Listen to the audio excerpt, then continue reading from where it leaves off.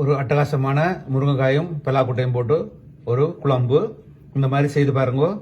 வாங்கோ வீடியோக்குள்ள போகலாம். எப்படி செய்யணும்னு பார்க்கலாம். வணக்கம், இது ரத்னம் கிச்சன் என்டர்டைன்மெண்ட். நான் உங்களுக்கு கரண். இன்றைக்கு முருங்கைக்காயும் பலாக்கொட்டையும் வச்சு ஒரு அருமையான குழம்பு. அதுக்கு புளி விடாமல் தேசிக்காய் தான் விட போகிறேன்.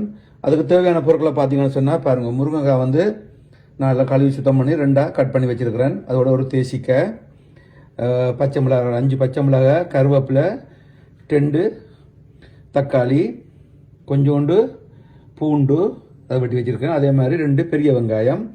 அதோட பார்த்தீங்கன்னு சொன்னால் ஒரு 300 கிராம் பலாக்கொட்டை. இதெல்லாம் வச்சு தான் செய்ய போகிறேன். வாங்கோ வீடியோக்குள்ளே போவோம். இப்போ பார்த்தீங்கன்னா சட்டி வச்சுட்டு சட்டியில் நான் ஒரு பெரிய கரண்டியால் 3 கரண்டி எண்ணெய் விட்டுருக்கிறேன். அதில் ஒரு மிதமான சூட்